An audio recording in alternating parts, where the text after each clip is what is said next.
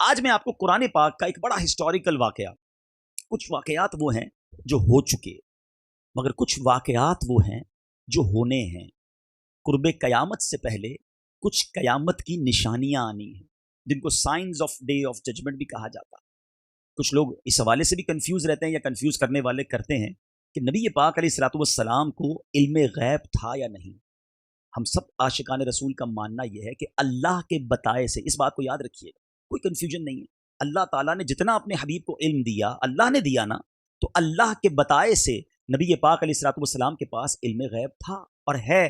اچھا، اب اس کی بہت آسان مثال، بہت سارے کلیریفائی ہو جائیں گے کہ قیامت کی نشانیاں کیا ہیں۔ یہ تو ہوا نہیں ہے نا، تو سب ہوگا۔ قیامت سے پہلے کی نشانیاں کیا قرآن میں ہیں یا حدیث میں ہیں؟ نبی پاک علیہ الصلوۃ والسلام نے ساری ایک ایک کر کے قیامت کی نشانیاں بیان کی۔ تو یہ سارا علم غیبی تو ہے، یہ کہاں سے پتا چلا؟ حدیث کے ذریعے میں پتا چلا کہ قیامت سے پہلے دجال آئے گا، قیامت سے پہلے دابۃ الارض آئے گا، قیامت سے پہلے حضرت عیسیٰ علیہ الصلوۃ والسلام تشریف لائیں گے، قیامت سے پہلے امام مہدی آئیں گے، جناب فلاں علاقوں میں زلزلہ آئے گا۔ یہ ساری باتیں کہاں سے پتا چل رہی ہیں؟ آج دنیا مانتی ہے قیامت کی نشانیوں کو، موٹی موٹی کتابیں لکھ دی گئیں۔ یہ سارا علم غیبی تو ہے، نبی پاک نے آنے والی خبریں دی ہیں۔ تو بہت خوبصورت شاعر نے بات لکھی، جو ہو چکا ہے، جو ہوگا حضور جانتے ہیں۔ تو آج میں قرآن اور حدیث سے ایک ایسا واقعہ جو کہ ہونا ہے، اور وہ ہے یاجوج ماجوج کا خروج۔ یہ قیامت سے پہلے ہوگا۔ حضرت ذوالقرنین کی پہلے بات کرتے ہیں۔ دنیا میں 4 لوگ ایسے گزرے ہیں جنہوں نے پوری دنیا پر حکومت کی، ٹھیک ہے؟ اس میں 2 تھے کافر اور 2 تھے ایمان والے۔ جو ایمان والے تھے ان میں ایک حضرت سلیمان علیہ السلام، اللہ کے نبی، جن کی پوری دنیا پر حکومت رہی، اور ایک حضرت ذوالقرنین۔ حضرت ذوالقرنین یہ اللہ کے نبی نہیں تھے، مگر یہ اللہ کے ولی تھے اور بہت بڑے بزرگ تھے۔ آپ نے پوری دنیا کا ٹریول کیا۔ آپ کی زندگی میں جو 3 سفر ہیں وہ سارا سورہ کہف کو اگر پڑھیں، اتنی امیزنگ صورت ہے قرآن پاک کی۔ ویسے تو ہر صورت کو پڑھنا ہے، اس کی ٹرانسلیشن پڑھیں، اس کی تفسیر پڑھیں، مگر سورہ کہف میں 3 بڑے خوبصورت واقعات، اور تینوں ہی تاریخی واقعات ہیں۔ ایک حضرت ذوالقرنین کا واقعہ، یاجوج ماجوج والا، ایک حضرت موسیٰ علیہ الصلوۃ والسلام اور حضرت خضر کی جو ملاقات ہوئی، اللہ اکبر، پڑھنے سے تعلق رکھتا ہے، ایسا واقعہ کہ ایمان تازہ کر دیتا ہے کہ ان دونوں کی ملاقات ہوئی اور کیا گفتگو ہوئی اور کیسے کیسے واقعات ہوئے۔ اور تیسرا واقعہ خود سورہ کہف جس نام پر ہے، یعنی غار والوں کا واقعہ، اصحاب کہف کا واقعہ۔ ایک سورت کے اندر اتنے ہسٹوریکل ایونٹس ہیں، انفارچونیٹلی ہمیں نہیں پتا ہوتا، ہمارے بچوں کو نہیں پتا ہوتا کہ اللہ کے کلام میں کیا کیا موجود ہے۔ میں یہ واقعہ لے کر جو آیا ہوں اس کی وجہ بھی بیان کروں گا کہ میں کیوں آپ کو قرآن کا ایک واقعہ بھی آج سنانا چاہتا ہوں۔ بہرحال سورہ کہف میں یہ واقعہ ہے، اور حضرت ذوالقرنین رضی اللہ تعالیٰ عنہ نے دنیا کے ٹریول کیے۔ حضرت ذوالقرنین ایسٹ بھی گئے، اب ویسٹ بھی گئے، اب اس کے بعد آپ نے نارتھ کا سفر کیا، شمال کا۔ اب یہ بڑا امیزنگ واقعہ ہے اور ایک قرآنی واقعہ ہے۔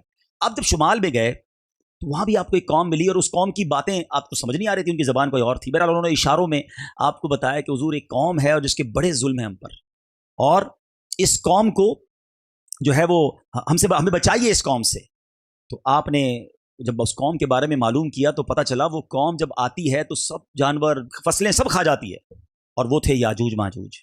تو آپ نے کہا کہ اچھا پھر میری ہیلپ یہ کرو کہ میرے ساتھ مل کر ایک دیوار بناؤ۔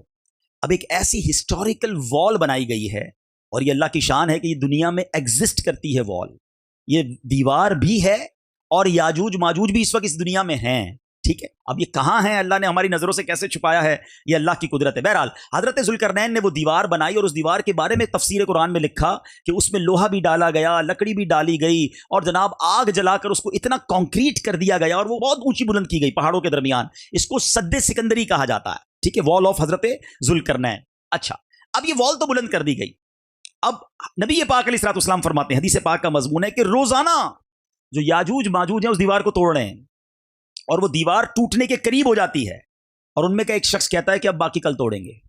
جب وہ دوسرے دن آتے ہیں تو اللہ کے حکم سے وہ دیوار پوری بھی ہو جاتی ہے اور پہلے سے زیادہ مضبوط بھی ہو جاتی ہے۔ نبی پاک علیہ الصلوۃ والسلام فرماتے ہیں کہ قیامت سے پہلے ایک دن آئے گا کہ جب اللہ کا حکم ہوگا کہ ان کا خروج ہونا ہے، ان کو باہر آنا ہے، تو پھر اس دیوار کو توڑنے والا شخص آخر میں کہے گا کہ انشاءاللہ کل توڑیں گے۔ اب اس کے لفظ انشاءاللہ کہنے کی وجہ سے وہ دیوار جب وہ دوسرے دن آئیں گے تو اتنی ہی ہوگی جتنی وہ توڑ کر گئے ہوں گے، اور اب وہ باقی توڑ ڈالیں گے، اور اس کے بعد وہ جو قوم ہے وہ باہر آ جائے گی۔ اب وہ کس سینیریو میں آئے گی وہ بھی میں آپ کو بتاتا ہوں، یہاں میں ایک مدنی پھول دینا چاہتا ہوں۔ علماء نے اس بات سے یہ مسئلہ ہمارے لیے بیان کیا کہ لفظ انشاء اللہ یعنی اللہ نے چاہا تو، اگر یہ ہم اپنی باتوں میں شامل رکھیں، اپنی نیتوں میں شامل رکھیں تو کام پورے ہو جائیں گے۔ میں کل آ رہا ہوں، میں ابھی پہنچ جاؤں گا، رات پہنچ جاؤں گا، کل آ جاؤں گا، ساتھ انشاءاللہ تو کہیں۔ میں کیسے پہنچوں گا جب تک اللہ نہیں چاہے گا؟ میں کیسے کر لوں گا جب تک اللہ نہیں چاہے؟ میں کچھ بھی نہیں، جو ہے وہ میرے رب کی ذات ہے۔ اللہ نے چاہا تو میں پہنچوں گا، اللہ نے چاہا تو میں کروں گا، اللہ نے چاہا تو میں کامیاب ہوں گا۔ اللہ کی رضا کو ساتھ رکھو۔ میں نے کر لیا، میں کر لوں گا، ایسا نہیں ہوتا۔ زندگی میں آپ کے ساتھ بھی ہوا، میرے ساتھ بھی ہوا کہ ہم نے بہت سارے پلان کر کے رکھے تھے کہ میں ادھر جاؤں گا، اس کے بعد یہ کروں گا، پھر یہ میٹنگ، پھر یہ فلائٹ، کیا شاندار پلان ہوتا ہے، مگر بیچ میں ایک ایسا معاملہ ہوتا ہے کہ سارا پلان جو ہے نا وہ چوپٹ ہو کر رہ جاتا ہے۔ تو پتہ کیا چلا؟ حضرت مولا علی کرم اللہ تعالی وجہ الکریم کا ایک شاندار قول ہے۔ آپ فرماتے ہیں میں نے اپنے ارادوں کے ٹوٹنے سے اپنے رب کو پہچانا، مجھے پتا چل گیا کہ میں ارادہ کروں اور ہے وہ کس طرح ڈیمولش ہو جاتا ہے سارا پلان۔ تو یہ اللہ جب چاہے جو چاہے وہی ہوتا ہے۔ بہرحال اب ذرا سینیریو سمجھیے گا، یہ ساری باتیں میں آپ کو بہت ساری احادیث سے گویا ایکسٹریکٹ کر کے بتا رہا ہوں، نکال کر اس کا عطر دے رہا ہوں۔ ہوگا کیا؟ قیامت جب قریب آئے گی، پہلے امام مہدی کا ظہور ہوگا۔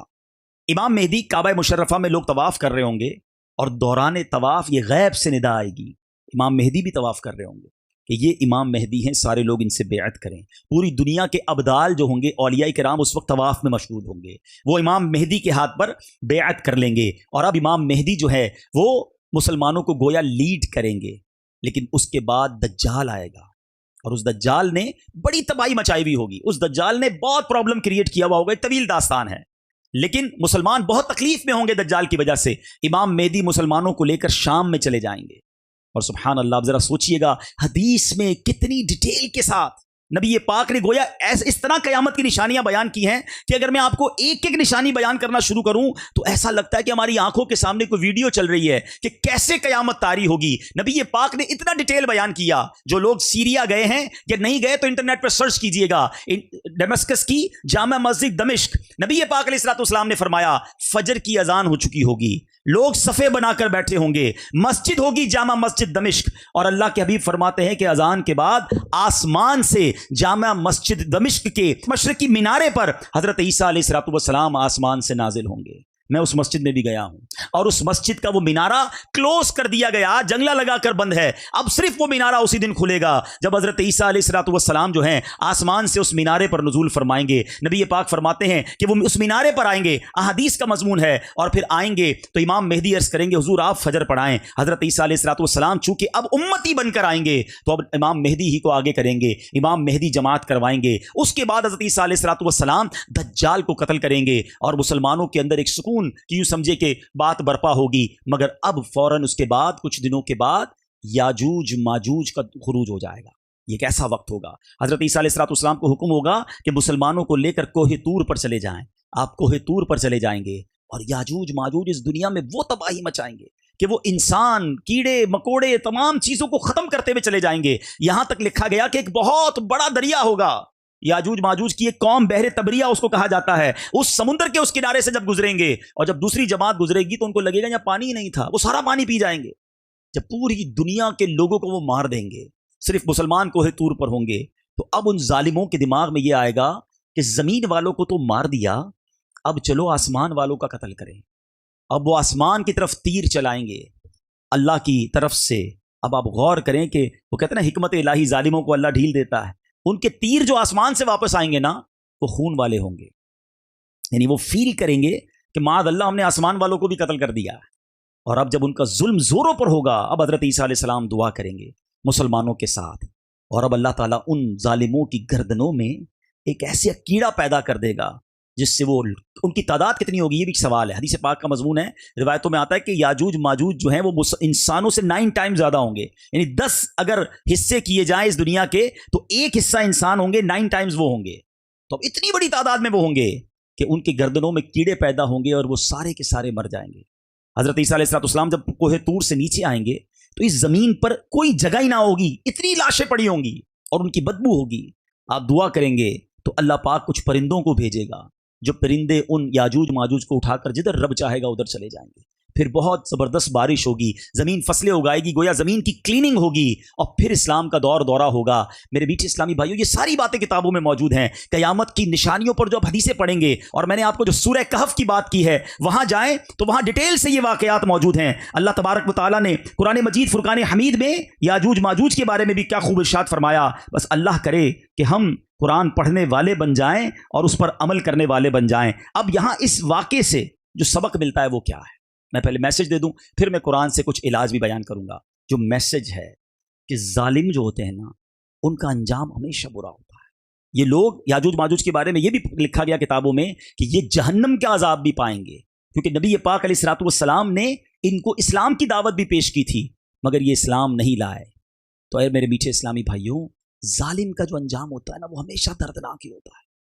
ہم اس آقا کے امتی ہیں کہ جو معاف کرنے والے، درگزر کرنے والے، بدلہ لینے والے نہیں، فارگیو کرنے والے۔ ہم کلام بھی تو پڑھتے ہیں نا، سلام اس پر کہ جس نے گالیاں سن کر دعائیں دی، سلام اس پر کہ جس نے خون کے پیاسوں کو کبائیں دی۔ آقا جانی دشمن کو معاف کر دیتے، اور ہم چھوٹی چھوٹی بات پر دشمنیاں سٹارٹ کرتے ہیں۔ فلاں کو تو نہیں چھوڑوں گا، فلاں سے تو بدلہ لوں گا، اس کو تو میں بتاؤں گا میں کون ہوں۔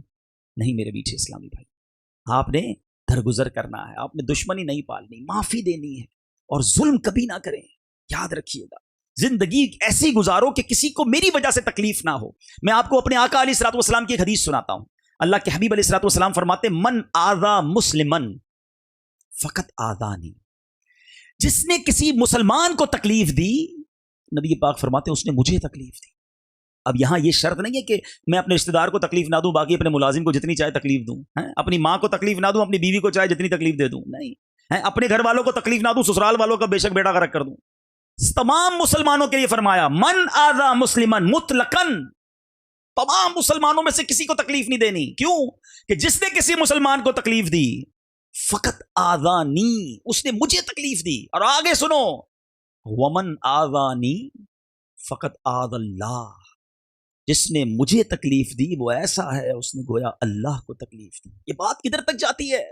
کوئی غریب ہمارا ملازم، کوئی غریب ہمارا یوں سمجھیے ملاقات کرنے والا، بعض اوقات روڈ پہ لوگ کھڑے ہوتے ہیں، مسجد میں ہوتے ہیں، لوگ انہیں گھانسی نہیں ڈالتے، اور جو منہ میں آتا ہے بول دیتے ہیں، کہتے ہیں یار یہ تو چھوٹا آدمی ہے کیا کرے گا۔ نہیں، کوئی چھوٹا نہیں ہے۔ یاد رکھیے گا، اگر کسی پر ظلم کیا نا اور اس کے دل سے ہائی نکل گئی، اللہ مظلوم کے ساتھ ہوتا ہے۔ اس غریب میں بڑا پاور ہے، جب وہ ہاتھ اٹھائے گا تو بڑے بڑے تخت تاراج ہو جاتے ہیں، چلتی زندگی برباد ہو جاتی ہے۔ بلکہ میں مشورہ دوں گا آپ کو، اگر کبھی زندگی میں ایسا فیل ہونا کہ یار every thing is going good, صحت بھی اچھی تھی، کاروبار بھی بڑا سیٹ تھا، فیملی بھی بڑی ہیپی تھی، اب اچانک کچھ گڑبڑ ہو رہی ہے، ایک ایک کر کے چیزیں خراب ہو رہی ہیں، سب چیزیں ڈسٹرب ہو رہی ہیں، تو فوراً چیک کرو کسی کو تکلیف تو نہیں دیتی، کسی پر ظلم تو نہیں ہو گیا، کسی کا حق تو نہیں مار لیا۔ ہاں یاد رکھنا، اگر ہائے لگی ہوئی ہے نا تو ایک ایک کر کے سب چیزیں چلی جائیں گی۔ دعائیں لو، ہائے نہ لو۔ ہاں، زندگی ایسی گزارو کہ لوگ آپ کے پیچھے ہاتھ اٹھا کر دعا کریں۔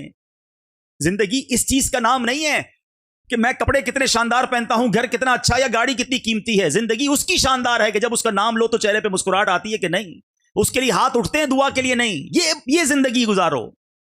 کچھ لوگ ایسے بھی ہوتے ہیں، دنیا سے جاتے ہوں گے تو لوگ کہتے ہوں گے چلو بھائی جان چھوٹی، بھائی بڑا تکلیف دیتا تھا، ہر وقت دیکھو ڈانٹتا ہی رہتا تھا، لڑتا ہی رہتا تھا، رو بھی جماتا تھا، غرور ہی کرتا تھا۔ نہ گزارو ایسی زندگی، ظالم اللہ کو پسند نہیں ہے۔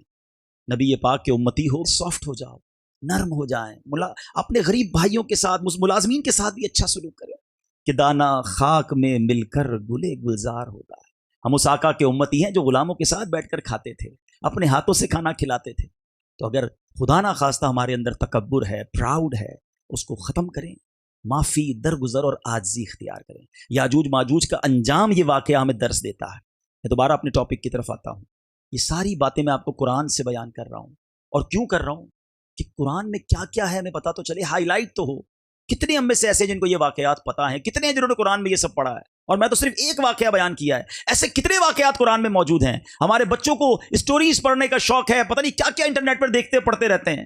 اگر ہم خود بھی قرآن پڑھیں اور اپنے بچوں کو بھی قرآن پڑھائیں، اور یہ قرآن کے واقعات ہمارے علماء نے باقاعدہ کتابوں میں کمپائل کر کے ہمیں دے دی ہیں، پوری کتابیں ہیں، عجائب القرآن، غرائب القرآن۔ میں مشورہ دوں گا آپ کو یہ کتاب خرید لیں یا dawat-islami.net سے ڈاؤن لوڈ کر لیں، اس کا انگلش ورژن بھی آ گیا ہے. قرآنی واقعات پڑھیں نا. اللہ کے حبیب سے ہمیں پیار ہے، ان کا سب سے بڑا معجزہ قرآن ہے، اور قرآن ہم انشاءاللہ ان کے ایصال ثواب کے لیے پڑھیں تو نیت کرتے ہیں انشاءاللہ روزانہ قرآن پڑھیں گے انشاءاللہ.